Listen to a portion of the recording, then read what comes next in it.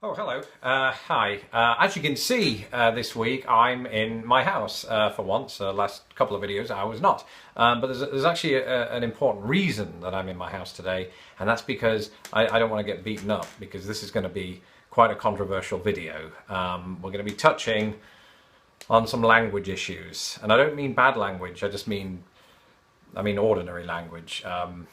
Language differences, and they do cause quite a commotion among my readers and my viewers, so I apologise in advance if this does offend anybody, but today I'm going to be answering the big question: why do Americans insist on calling it aluminum? As you may or may not be aware, back where I'm from and in the rest of the English-speaking world, that element is known as aluminium. There's an additional I in there, and a lot of people where I'm from tend to think that it's the Americans being arrogant again, making up their own word. Well, I have an interesting plot twist for you today, so listen carefully.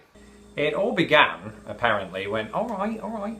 It all began, apparently, in 1808, when an indecisive chemist by the name of Sir Humphrey Davy coined the term aluminum to describe his new element. And I say indecisive because later on, in 1812, in his book, Elements of Chemical Philosophy, he would use the word aluminum, much like Americans do today. But, and there was another plot twist, because there were some other British scientists that coined the term aluminium, as Brits know today.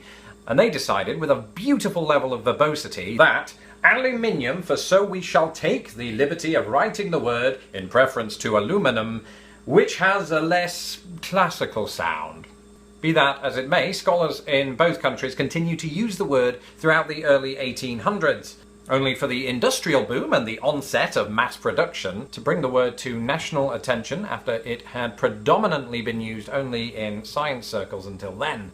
But, and this completes a trilogy of plot twists, designing a new and inexpensive method of producing the metal in 1892, the American chemist Charles Martin Hall opted to use the variant of aluminum, which had already gained popularity in America because it was included in Webster's dictionary. But Charles Martin Hall wanted to use it in his advertising literature, even though he previously used aluminium on his patent.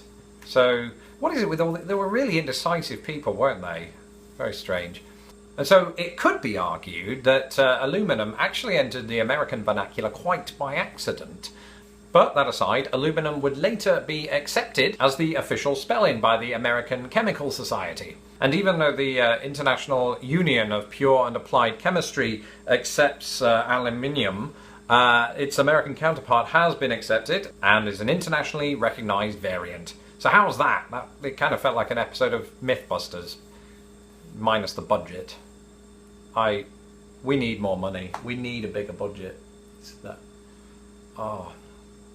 That's all for this week. Remember, you can follow Lost in the Pond at lostinthepond.com, as well as right here on YouTube by subscribing below. And you can also follow me on Facebook, Twitter, Google+, Pinterest, and Instagram. And don't forget, there may be many Brits in the world, but I'm your Brit. Sort of. Not like that.